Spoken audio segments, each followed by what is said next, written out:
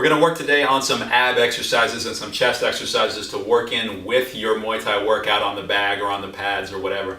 If you're leading your own workout or just working out on your own, I like to do these exercises at the beginning of the workout. Reason why is because whatever our level of mental toughness, after a whole bunch of rounds going hard on the bag or on the pads, you can be exhausted and you can convince yourself mentally sometimes that you're too tired to do these ab and chest exercises. So doing them at the beginning is better because it gets those muscles warmed up, it enhances our workout. If you try to do them at the end, you're going to start seeing that as the greatest challenge that you're building up to, and you want your actual work on the bag or on the pads, your Muay Thai work, you want that to be the main event, so to speak, of your training. So treat this more as a warm-up.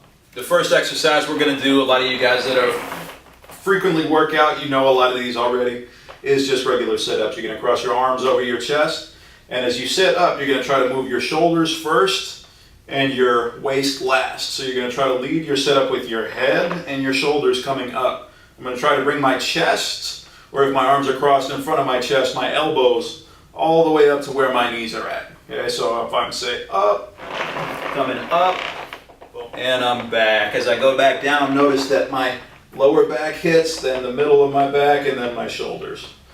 And then I come up, shoulders up, then middle of the back up, then lower back up. And back down. And up. And down. Good number to shoot for a set of those would be 25. So you're coming up, 1, up, 2, up, 3, all the way up to 25. What we're going to then do, and a lot of you guys that are lifting aficionados already know this concept, we're going to do what's called a superset. So we just worked our abs with our sit-ups. We're going to go push-ups to work our chest, and our abs are just supplemental muscles for this exercise. So this is also a very simple exercise that if you're familiar with working out, you probably know already. I'm going to place my hands about this wide. They're going to be under my chest. Yeah, a lot of the time with the younger students, I see them doing this. Not sure why. But you don't want your hands up by your head. You want your hands in front of your chest. Keep your chin up and look forward in front of you. You want your whole body to be straight like so. Okay? You don't want this. You don't want this. You want your whole body to be straight like a plank. If your coach calls down and you count, then he's going to say down. You're going to lower your chest. And then come up and count. 1, down, 2, down, 3. Variations for that, you can go even wider. If they're going to do wide grip push-ups, this changes the muscle slightly that you're working out. You come down and up, and of course closer grip push-ups here. So my hands are just wider than my chest, and as I come down, my elbows are going to graze the side of my body. And up. 1, down, and up. 2. All right, if you're supersetting, you probably would go the same ab exercise and the same set of push-ups. We'll go back and forth maybe 3 times. Do sets of however many you can do. So if it's 3 sets of 30, then you get 90 of each. Or if you're more experienced and a little more, your body's a little more conditioned, you could go back and forth 4 times, right? You can get 4 sets of 50 sit-ups interlaced with 4 sets of 50 push-ups. 50 sit-ups, 50 push-ups, 50 sit-ups, 50 push-ups. You get 200 of each. Give you a good warm-up, and it's a challenge, and you're up ready to work hard. Another good ab exercise, you guys might have a better name for this, I call it kick-ups. I'm going to take my hands and put them on the ground here. I'm in an upside down V.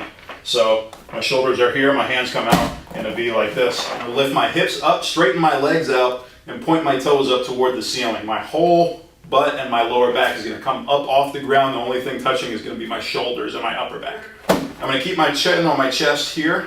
And I'm going to bring my hips up toward the ceiling and straighten my legs out. So I come up and point and down. Okay? To enhance it a little bit, don't touch your feet back to the floor after each one. Keep them up in the air like about a foot. In, up, 2, in, up, 3, in, up, 4. Another one I like to do a lot is scissor kicks. So we can take our hands.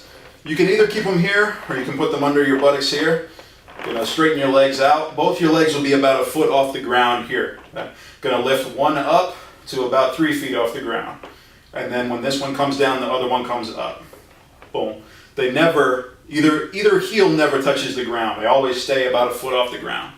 Yeah, and then you get these little flutter kicks going. 1, 2, 3, 4, 5, 6, 7, 8, 9, 10, up to however many you want to do. Of course, since we've got scissors this way, that works different muscles also. So we can have our hands out in the V or under our buttocks here. Gonna lift our legs up. They're gonna be about a foot off the ground. And we're gonna open it up. Then this right foot comes over the top of the left. 1, open again, left over the top, and back. Okay. A good way to count these is 1, 2, 3, 1. So you're doing a whole set each time that you count a number. 1, 2, 3, 2, 1, 2, 3, 3. So if I'm doing them 1, 2, 3, 1, 1, 2, 3, 2, 1, 2, 3, 3, 1, 2, 3, 4, 1, 2, 3, 5. Okay? All the way up to however many you want to do. Last one for today. This is a personal favorite, and a lot of the time I like to work this in to lots of different workouts. While people are down for abs and chest, I like to work in a little plank. So I'm gonna make your arms into like a triangle like that. You're gonna put your elbows here as though you're holding onto handles, and you're gonna straighten your whole body out. And you're just gonna hold this position. Okay, I'm gonna set a timer. Usually like about a minute is a good starting point. Once your ab muscles get conditioned to the point that you can stay for a long time, you should be shooting for multiple minutes for sure. Another good variation of this is to stay in push-up position. Folks are probably not going to be able to hold this for as long as they could on their elbows, but this is great. You're working out your chest and your arms as well at the same time while you're planking. If you feel your body starting to go here, you need to correct it. Yeah? Until that timer is up. If you set yourself a 90-second timer and you feel yourself, if you're burning too much, go put down, catch a breath, get back up into your plank. This is a drill about conditioning your body, and it's also about mental toughness. These planks are really good for you.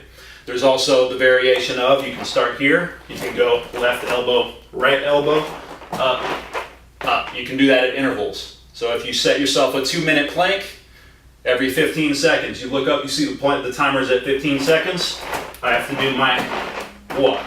Yeah? Timer reaches 30 seconds, got to do my walk. Maybe the last 20 seconds of your 2 minutes, you have to do this continually.